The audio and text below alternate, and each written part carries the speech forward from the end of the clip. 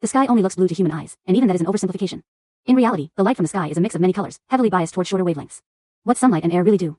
Sunlight is white because it contains all visible colors mixed together, from red through orange, yellow, green, blue, and violet. When this light enters Earth's atmosphere, it hits tiny gas molecules, mainly nitrogen and oxygen, which scatter shorter wavelengths, blue, violet, much more strongly than longer wavelengths like red.